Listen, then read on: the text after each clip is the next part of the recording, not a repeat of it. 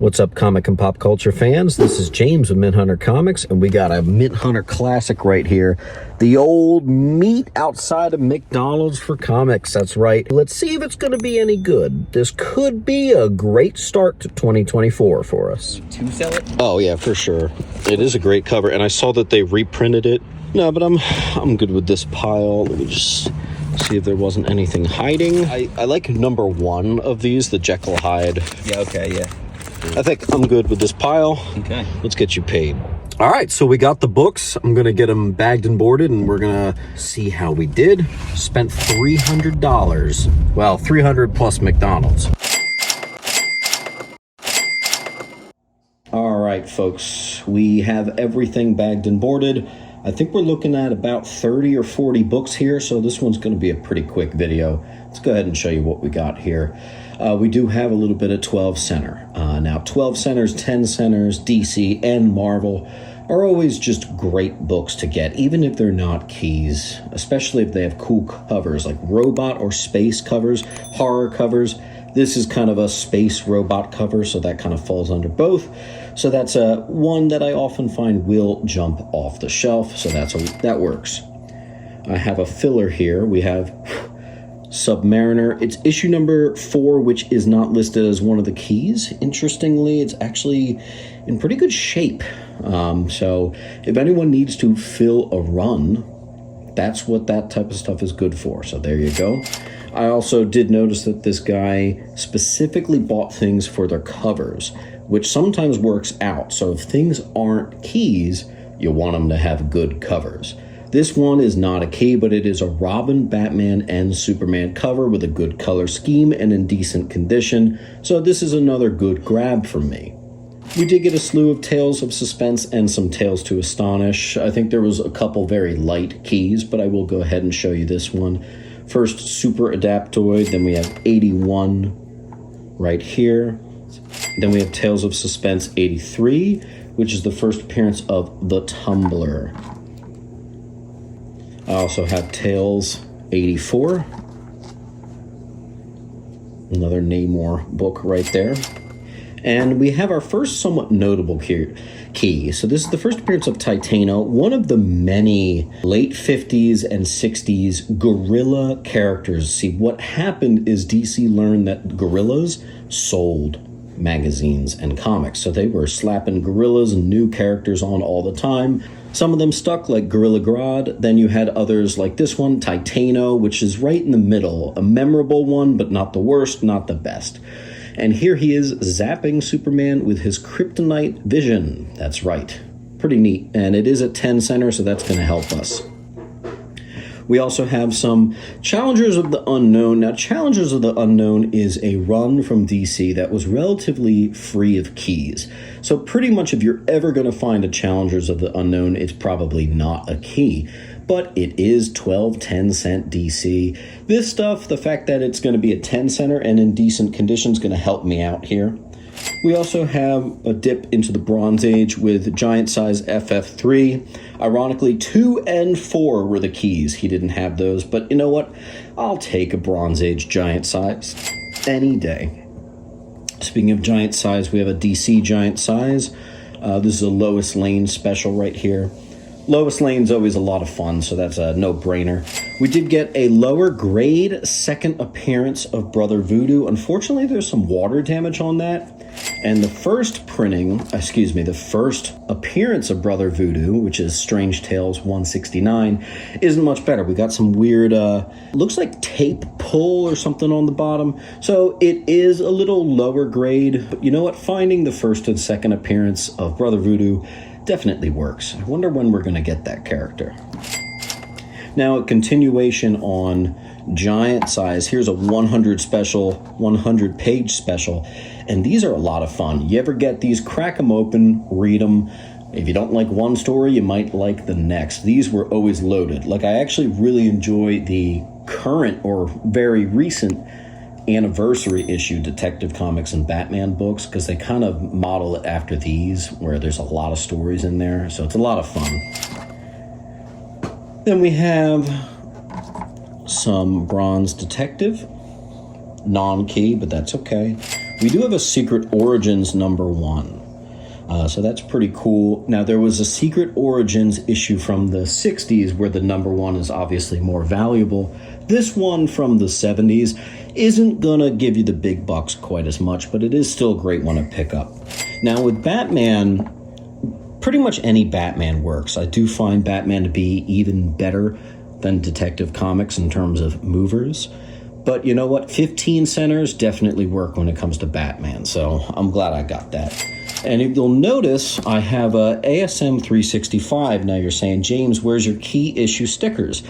I am not putting a key issue stickers because I no longer recognize this as a key. People said it was the first 2099 preview, but actually Web of Spider-Man 90 is actually the first Spider-Man 2099 preview. So this book is really just an anniversary issue that happens to have a Spidey 2099 preview. This book's been kind of myth busted, if you will.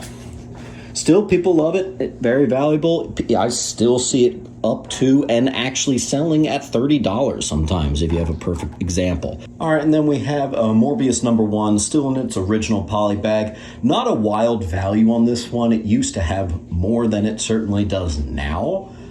You can find this for $10. Heck, if you get a good deal, you might even be able to snag this for $5 these days. And we're going to hit you with the first Professor Hulk. Now, First Intelligent Hulk makes a couple appearances, if we're honest. He's in some What If books, most notably What If #2. But this is the one that people call the first Professor Hulk book. It's also a classic. Fun fact, if you ever see the third printing, grab it. It is worth a lot. Then we're going to hit you with another more modern. We have the first appearance of the Tri-Sentinel. It's an ASM book. Not a wild value there. This one's like a $20 book. Original polybag, still Ghost Rider 28. First cameo of the Midnight Suns. Most importantly, first appearance of Lilith. And I'm going to save those two for the end. Those are very clearly the best. I wanted to show you this, though. This is a $1.09 Whitman pack. Now, what's cool about these Whitman packs is they are, technically speaking, the first examples of direct edition books, even before direct editions really came around.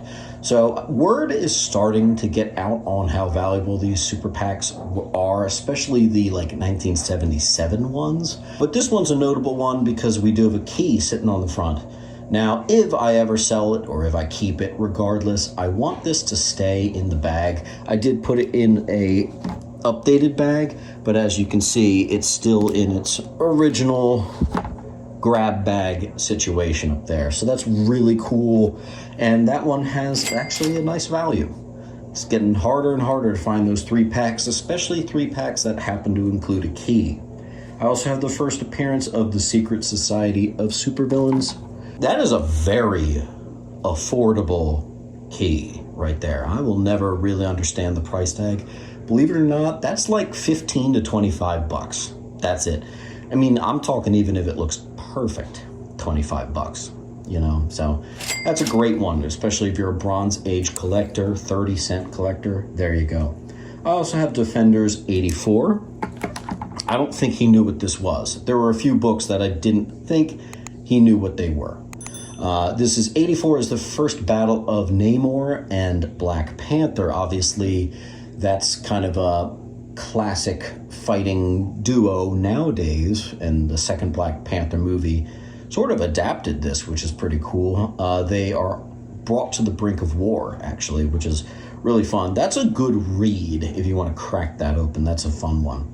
And then here's another one he didn't know. This was Marvel Feature 11. Now, most people, if they do know it, they just say, oh, it's a classic cover, right? It's Hulk versus Thing.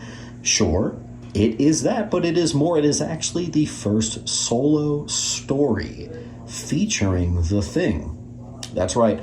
Little surprised it took them to the 70s to do that, but that is pretty interesting. And Marvel Feature 11. Memorize that one, folks, because there's a nice little value there. Then we have Adventure Comics 409. commonly known as the Side Boob Supergirl. That is the swimsuit cover right there. And because of that, it's gotten a little bit of a value. Let's go ahead and show you the last two books, one of which I'm almost sure I will make the thumbnail. This is going to be Avengers 48, the first full appearance of the third Black Knight, this time in the actual armor, and the first appearance of Aragorn, the winged steed. That is his horse. I still like 47, the book, a little bit better. I think that is honestly the better key, but you can't deny that 48 has the cover. This copy might actually be sitting pretty at like a 7.5, maybe an 8. So it's going to be hard for me not to slab this one up, but I do know someone who's been interested in this, so I think I am going to just move this one raw. This final book, though, I don't know if I can so simply get rid of. And that is a book I do not have in my personal collection. My Amazing Spider-Man collection is pretty complete. I also have been collecting through the years my buddy's collection. So if I ever find the books for a good price, he basically tells me to grab it, right? This is 25. This is the first cameo of Mary Jane. It is a small cameo, but it is there nonetheless. Her face is obscured by some trees. This is also the first appearance of the Spider Slayers. First appearance of Spencer Smythe as well, who is a notable Spider-Man character and villain. So this is a pretty loaded up ASM book. So it's not in my collection, it's not in my friend's collection, and yet I know that if I were to bring this to like a claim sale, this is one of those books that would certainly get me my money back almost instantly. You know, I paid $300 for this collection, and I even told the guy, I was like, you know what? Between this and the Dane Whitman book, I think I've got $300 just for the two books. But you know what? That's what he was actually wanting to move the books for, so I'm not going to really argue about that. He said that's fine, and he just wants it gone, so I am happy to oblige. So Amazing Spider-Man 25, that'll definitely do it. What I'm going to do with it, I don't know. So in a perfect world, I could potentially make about $550 profit just from this McDonald's meat. We are not in a perfect world. We're in a down market. So even though I priced things very conservatively, let's be honest, I'm going to have to at least end up getting rid of these books for, let's say, 20% off. But even at 20% off, I think I'm still looking at over $400 just from a short little afternoon meet. Not bad. But anyway, guys, happy belated Merry Christmas, Happy New Year. This is going to be probably the first video of the new year, so I'm looking forward to a great one. Don't forget to like and subscribe. I'll be announcing the winners of the previous video in my next video, so you still have a couple days to get those last entries in. Subscribe up so you can be a part. I will see you at the next video, and keep on hunting. Make sure to come down to Sentiment Depot Antiques and Collectibles, where I'm set up with all of my comics, located at 238 West Delaware Ave, Pennington, New Jersey. Open every day except for Monday and Tuesday. Enjoy 10% off from Wednesday to Friday. See you there.